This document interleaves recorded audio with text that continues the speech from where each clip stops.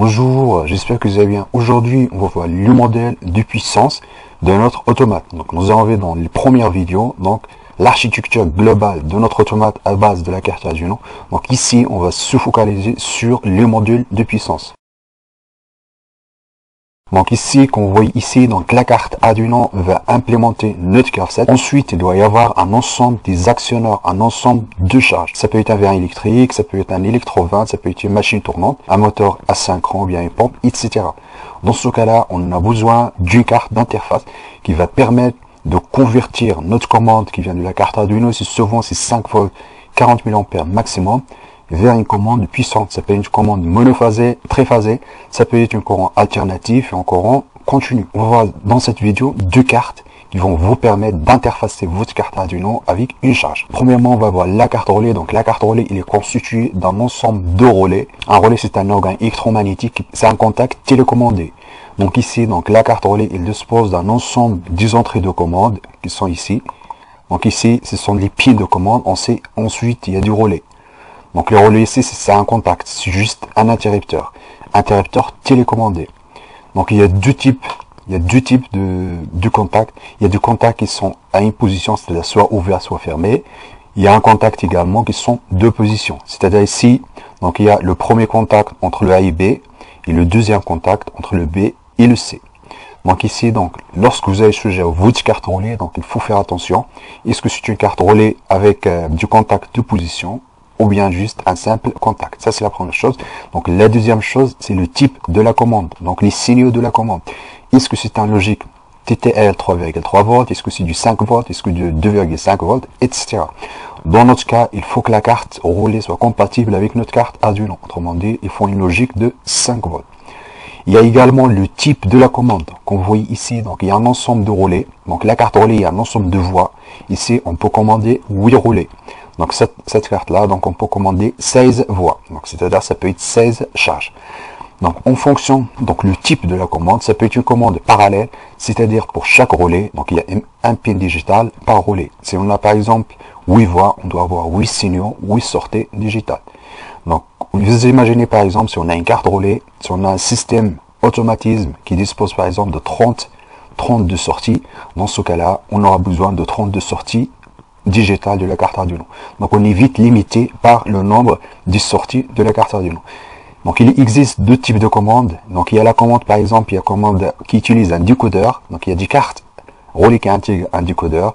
C'est-à-dire, par exemple, un décodeur, si on a 3 bits, on peut 8 relais. Par exemple, si on a 8 bits, on peut commander 256 relais. Il y a également des cartes relais qui intègrent un protocole de transmission. C'est-à-dire, ça peut être I2C, ça peut être UART, ça peut être SPI. Donc ça, c'est hyper optimisé en temps de nom de pins. Par exemple, à partir de 4 pins, on peut commander autant de relais qu'on veut. Donc ça, c'est à vous de choisir. Si par exemple, si vous avez besoin uniquement de 8 sorties, donc une commande parallèle, c'est suffisant. Si vous avez une carte, si vous avez un automatisme où il y a plusieurs dizaines de sorties, dans ce cas-là, il faut penser à utiliser soit une carte qui intègre un décodeur ou bien une carte qui intègre un protocole d'adressage au relais. Donc il y a également donc la carte relais, donc ils intègrent une isolation galvanique, c'est-à-dire il y a des optocoupleurs. Les optocoupleurs, donc ils permettent d'isoler la partie commande qui est la carte Arduino et la partie puissance qui est le relais. S'il n'y a pas d'isolation dans la carte relais, donc ça c'est hyper dangereux. Si jamais il y a un court-circuit de la partie puissante, donc ça peut endommager votre carte Arduino. Donc ensuite, donc il y a une partie la plus importante, c'est le relais. Donc il faut voir les caractéristiques du relais. Donc ici c'est un relais 10 ampères, 205 volts AC. Donc il y a deux caractéristiques. Ici c'est un contact. C'est juste un contact. Donc, on peut utiliser le contact soit en régime pour une charge, pour contrôler une charge AC ou bien contrôler une charge DC. Donc, il faut faire attention. La tension dans le régime DC est toujours inférieure à la tension au régime AC. Donc, comme vous voyez ici, donc on a 10 ampères, 250 volts AC et 10 ampères, 30 volts DC. Donc, ça, il faut faire très attention. Donc, il faut bien lire les caractéristiques de votre relais avant de l'alimenter. Donc là, on va voir un exemple comment contrôler une charge. Ça peut être une charge monophasée, triphasée, polyphase avec une carte relais. Donc ici, donc la carte relais ici, donc on a utilisé 3 contacts. Donc ici, on a 3 phases. Ensuite, on a une machine triphasée. Donc vous pouvez faire ça avec une carte relais. Il y a deux inconvénients majeurs de cette technique d'utiliser une carte relais pour la commande d'une machine triphasée, monophasée, etc. L'inconvénient, c'est le nombre de pins digitales. Donc ici, il faut 3 pins pour 3 phases. Donc il y a 3 relais. Donc il y a également la synchronisation des phases. C'est-à-dire lorsqu'on va enclencher la machine, il faut que le C1, le C2, le C3 égale à 5 volts pour fermer les 3 en même temps. Si jamais il y a un problème, il y a un pin qui est mal branché, vous risquez d'avoir un déséquilibrage des phases. Donc ça, c'est hyper dangereux. D'ailleurs, donc ça, c'est l'inconvénient d'utiliser des cartes relais pour la commande d'une machine plusieurs phases, mais vous pouvez utiliser un carte relais pour la commande d'une machine, par exemple, monophasée, ou bien une charge à courant continu. Et la troisième chose, c'est la limitation en puissance des cartes relais. Donc, comme vous voyez, nous avons vu ici, donc, les cartes relais sont souvent limitées en puissance. Donc, ça sert uniquement pour la commande des charges de faible puissance ou de moyenne puissance. Lorsqu'on va faire la commande des charges très puissantes, donc on va passer au contacteur. Donc un contacteur, c'est exactement pareil. Un contacteur, il est constitué de plusieurs contacts.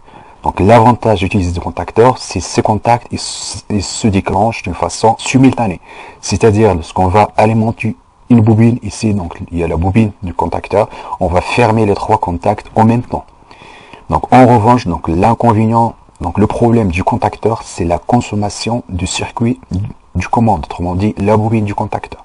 Donc la bobine du contacteur, donc ça dépend de la puissance du contacteur. Donc il y a du contacteur à 10 ampères, 25 ampères, 100 ampères, 500 ampères, etc. Lorsque la puissance du contacteur augmente, c'est-à-dire la section de contact augmente, autrement dit, le champ magnétique pour tirer les contacts devient important. Du coup, donc le courant ici doit être important, c'est-à-dire la bobine du contacteur, il peut y avoir plusieurs centaines de milliampères ou bien plusieurs ampères. Donc ça, c'est très important. Du coup, donc il faut utiliser une carte relais pour enclencher le contacteur. Donc ici, c'est un contacteur qui... Donc l'objectif, c'est de commander une machine triphasée, par exemple, ici, 380 volts, 100 ampères. Du coup, et donc la bobine ici, par exemple, il a besoin de 2 ampères pour être enclenché. De plus, donc il y a aussi un inconvénient, c'est la bobine du contacteur. Ça dépend du type du contacteur. Il y a des contacteurs qui se déclenchent à 2 volts, 24, 48, 220 volts, et ça peut être en tension continue ou bien alternative. Du coup, donc il faut utiliser une carte relais pour faire l'adaptation de la tension. Donc c'est comme un driver du contacteur. Et grâce à la carte Arduino, on peut enclencher le contacteur via une carte relais. Donc ça, c'est très très important si vous voulez commander un contacteur avec la carte Arduino. Donc comme vous voyez ici, on a besoin uniquement d'un seul pin digital pour enclencher ici 3 phases.